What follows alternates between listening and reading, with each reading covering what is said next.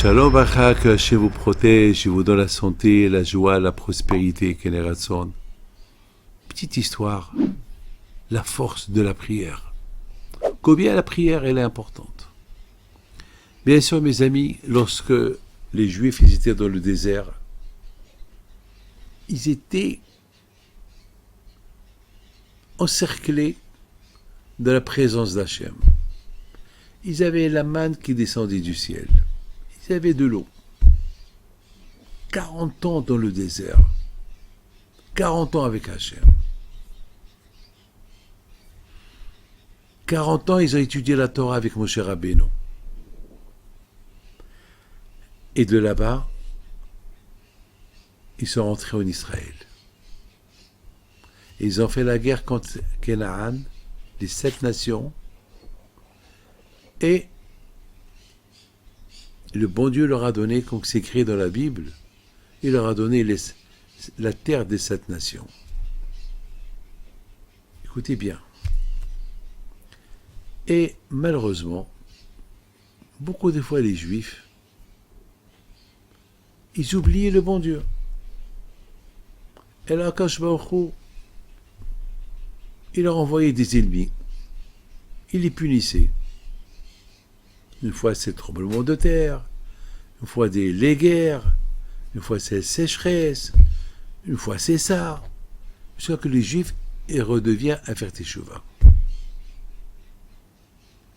Et alors, c'est quoi de faire teshuva? Prier à Hachem. Vaïtsa'ako el Hachem, prier à Akadosh Baruch Hu. Comme les Juifs qui étaient en Égypte. Donc ils n'ont pas prié à Hachem pour la souffrance, alors ils souffraient. Et lorsqu'ils ont compris qu'il y a une façon pour qu'on se libère de cette souffrance, il faut prier.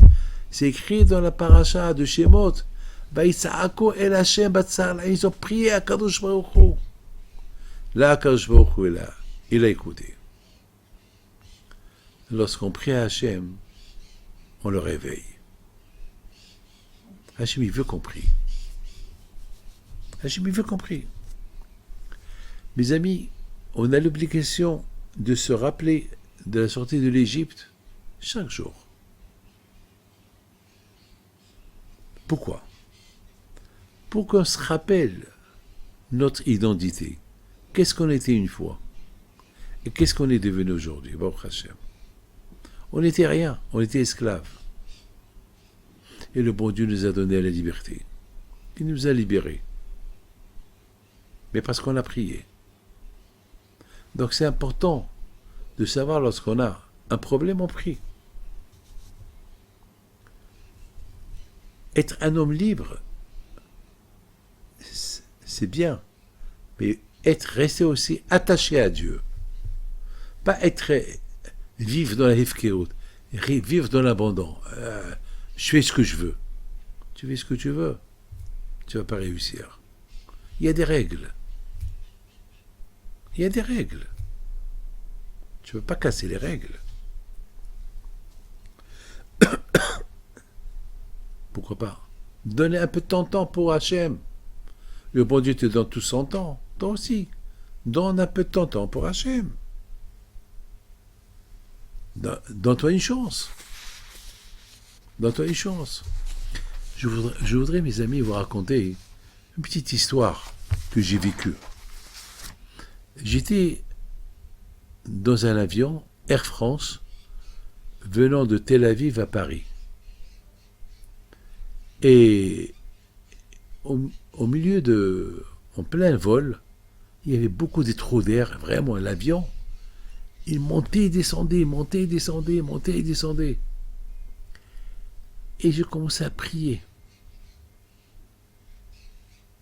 Tout le monde qui me regarde, moi aussi je regarde tout le monde. Tout le monde en avait peur. Et il y avait du bruit, vraiment, ça a fait peur. Ça a fait peur. Même le pilote, il a vite demandé que les stewards s'assoient. Et c'était en plein repas. Les plateaux sont tombés par terre. Et ça a fait vraiment un balagan dans l'avion. Et tout le monde avait peur. J'ai fait chez Israël, et c'était la nuit en plus. J'ai dit, on pouvait imaginer tout. J'ai imaginé tout. J'étais encore jeune homme à cette époque. On pouvait imaginer, vraiment, on pouvait imaginer le pire des pires. Et moi, je priais. Et je priais. Et à un moment donné, j'ai évoqué un tzaddik. Rabbi Haïm Itzatz Alav Hashem. Un grand tzaddik. J'ai évoqué son srout. Que par son srout, le bon Dieu nous protège. Et ce soir là-bas, c'était l'Aïloula de Rabbi Haïm Pidon, mon grand-père de Casablanca. Et j'ai compris, j'ai dit, peut-être. Parce que mon père il m'avait dit, mon père est vivant encore. Il m'a dit, mon père, pourquoi tu voyages ce soir? Ce soir, c'est l'Aïloula de Rabbi Haïm Pidon. Voyage demain. Et j'ai dit non. Alors j'ai dit, peut-être c'est à cause de ça. Ben, j'ai pas écouté mon père. Mais une seule chose je sais. J'ai prié par le mérite d'un autre sadique.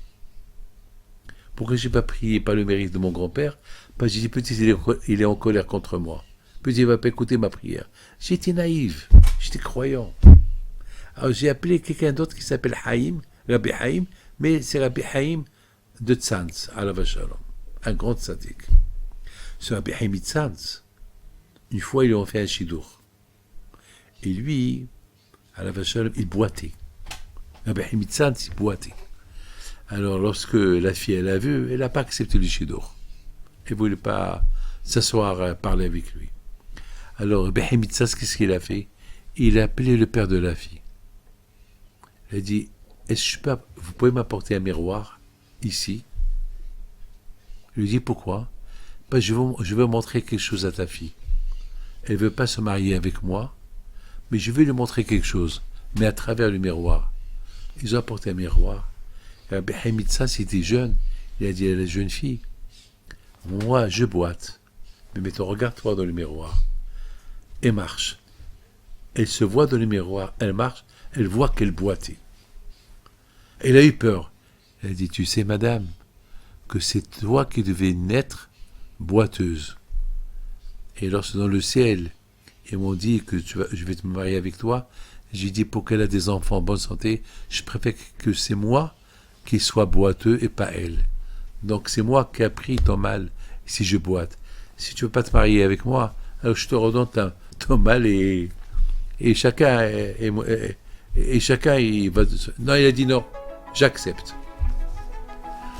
Alors, dès que j'ai appelé le zéro de Rabbi Haïm Tzantz, tout s'est arrêté. Que le bon Dieu protège, vous donne la santé et la joie, la force de la prière.